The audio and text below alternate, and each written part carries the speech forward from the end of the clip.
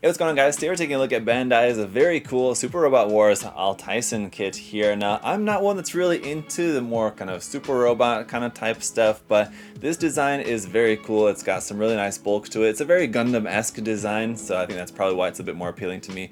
But we'll get into it in today's review. Let's go ahead and get started.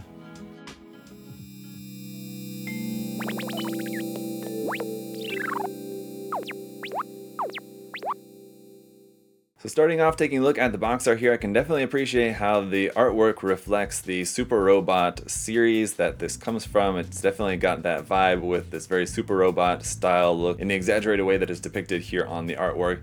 The Alteisen looks very cool with that pulverizer weapon on the front. Around here on the side of the box, we got the same thing there, but interestingly, no numbering system that they're using for the Super Robot Wars kits, it looks like. Here on the bottom of the box, we get a look at some of the weapon gimmicks that it's got. The shoulders opening up, the revolving stake, I guess is what that's technically called there in the forearm, but the horns on the head are pretty crazy as well. It's a really cool design, definitely. It's got expressive hands included, which is nice to see. Movable parts, of course it's got a lot of movable bits. The articulation on this looks very nice just based on the few poses that we can see here on the box art. Around on the top side we got a look at just the front and rear view, what the kit is going to look like all painted up. Now I really hope that we see a lot of these little color apps like here in the back thrusters and things reflected on the actual kit. But we'll see in just a moment. Here's a look at some information about Super Robot Wars OG and Kyosuke Nambu. Got some information there for you in Japanese and in English. Popping open the box, we're going to have a pretty big, thick box too, by the way. So it's an HG kit, but there's going to be a lot of parts in here, it seems like. And just with how colorful the design is, we should have a lot of really nice color separation included. And it looks like we do also have an action base included as well, which is great to see. Taking a look at the front of the manual there, it's just got the same artwork as what we saw on the front of the box. On the back side, a bunch of information there in Japanese and in English. Very cool pose, and with the heat horn there, talking about the high power vernier thrusters on the back side, getting us some information about the weapons and everything. Down here at the bottom we do have our color guide there in Japanese and in English. On the inside of the manual we've got the parts list and then all of the construction of the kit. The last couple pages are in color. It's basically just the last stages of construction. A little bit about how to use the weapons and how to open all the different bits and everything. And that's it.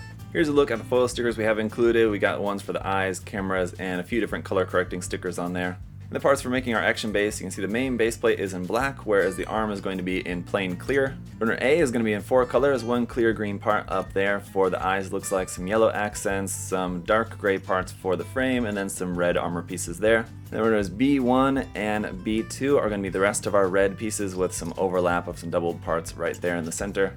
Runners C1 and C2 again are going to be doubled for a few parts, but these are going to be all of our inner frame and joint parts as well as some hand parts on there. Runners D1 and D2 are going to be all of our white parts for the kit, where the middle section again you can see is where we've got some doubles of some parts. Runner E is going to be some more joint parts, where interestingly the label for this is HG Super Robot for the runner marking for this one.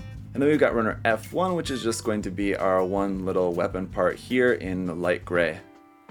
Alright guys, so here's the kit all built up and it looks fantastic. It's got some serious bulk to it, and although this is your kind of standard HG Gundam size, that bulk is definitely going to make this kit feel a little bit larger, and especially with those very long spikes on its head, it's got a really awesome look to it. It's something that doesn't necessarily really stand out to you if you just look at this like the box art just because of the angle of it, but once you have it all built up you realize just how long that massive horn is on the head, and it looks pretty cool. But the kit has a great overall look.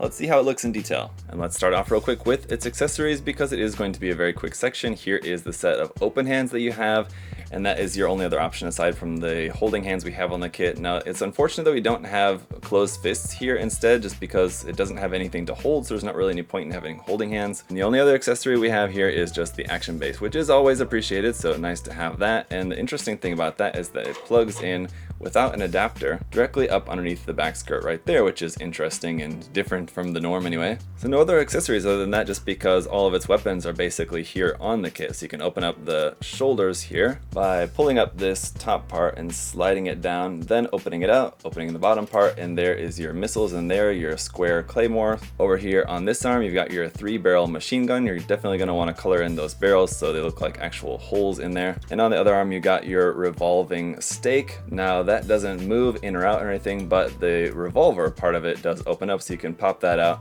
and that rotates in there, and you can just pop that back in. So it's definitely got some cool accessories. As for the stickers, the cameras here and the eyes look pretty good. This yellow wraparound sticker here at the front of the chest though, not quite as nice. And these little yellow ones that go here on the front of the legs, also it's kind of hard to get them worked into place right there. These little yellow triangles up here on the shoulder, those are fine. Also got a couple of wraparound red stickers for this part of the front skirt, which don't look all that bad. And you also have these white stripes on the top of the shoulder as well, which are fine. Now, around here in the back, no stickers here, but if you compare that to how those thrusters on the back are supposed to look with that really nice yellow accenting on the inside, it's a little bit plain in comparison, but you've got to just to do a little bit of painting to get that to look as nice as it does here in the sample. Now we'll quickly take a look at the articulation here as well. So the head, just again be careful of these gigantic horns on the front and the back. You can get the head up to about there, and then down to maybe about there, so not really too much up and down just because of the shape of the head and everything, but of course you can rotate that, no problem. Here in the stomach section you got a pretty nice ab crunch there but because of the weight of the shoulders it does kind of tend to want to just fall back again, so it doesn't really stay there very well. Then you can also bend it back a little bit, rotation here in the midsection, and just back around to the backpack. Nothing moves here, all these thruster bells and everything are all just stuck in place, so no movement there. The shoulder joint does swing pretty far forward there. As you can see, the front part opens up as I just showed you guys. This back part here, both sections here will move up and down, so you can angle those as needed. And the whole section here does also lift up a little bit for bringing your arm up out to the side, which you can get it to about 90 degrees before this shoulder is basically clashing with your horns there on the head, so it couldn't really get it too much more than that.